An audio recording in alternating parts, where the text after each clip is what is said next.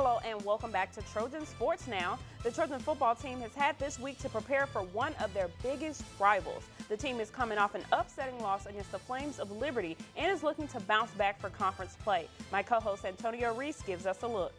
We need our students, we need our fans to show up, and we've played well in that venue before. That doesn't guarantee that we'll play well at Ladd this time, but we played well there before. These were the words Coach Neil Brown used to describe how crucial the Trojans football team fan base is needed with the upcoming matchup as the team looks to redeem themselves as they touch up their game plan this week in preparation for next week's Battle for the Belt game against South Alabama.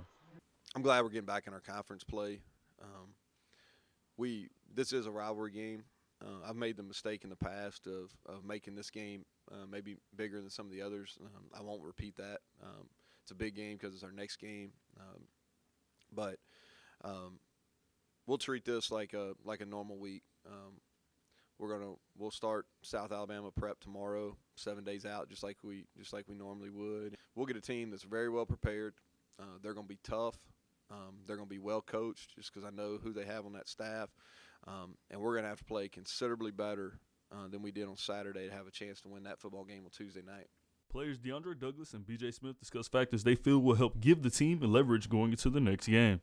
We would love the team would love for our fans to be out there, and they've always been there for us. They've done a really good job of that, and that'll be big for us, is having our fans down there with us. When you have a couple of days off, it always benefits you, so it'll benefit us mentally and physically. We definitely have to take care of our bodies once again, because we're coming into the last home stretch, so we're going to take care of our bodies, get treated. And mentally, just to find ourselves and say, just realize either we can make it or we can break it. So this is the make or break point of our season, and we just have to come out and just execute. The Trojan soccer team dropped its last two conference matches to Texas and Arkansas State. The team only has 3 conference games left before they compete in the Sun Belt Conference Tournament in Foley. Head coach Jed O'Connor gives us some insight on how the team looks. If you look at the lineup every game, there's one thing that's consistent.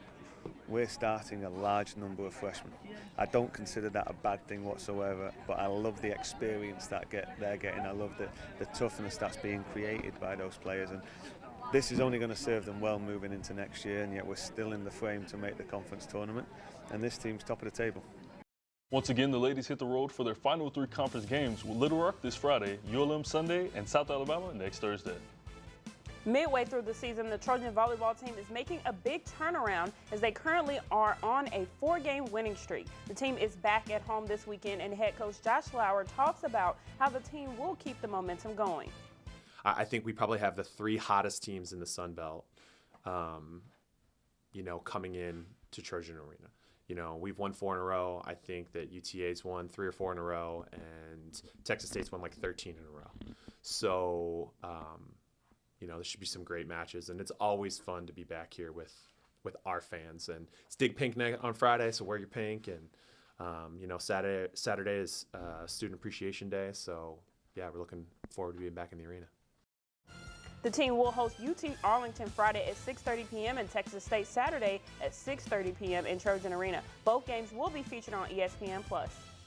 After finishing tied for 8th at the Jim Rivers Intercollegiate in Ruston, Louisiana, the men will get a pretty nice break as they will not return to action until November 4th for the Kiowa Classic in Kiowa Island, South Carolina at the Kiowa Resort. The Classic will be 3 days, and as for the women, they are back in action this weekend as they travel to Kiowa Island, South Carolina to play at the same resort for the Palmetto Intercollegiate. It will also run for 3 days. The men's tennis team is back in action this weekend as they head to Tuscaloosa for the ITA Regionals hosted by the University of Alabama. The tournament is Thursday through Saturday. The women will make that same trip October 26th for the Robert Allison Fall Classic. It will end the following Sunday. The cross-country team has only until next week before the Sun Belt Conference Championships in Mobile.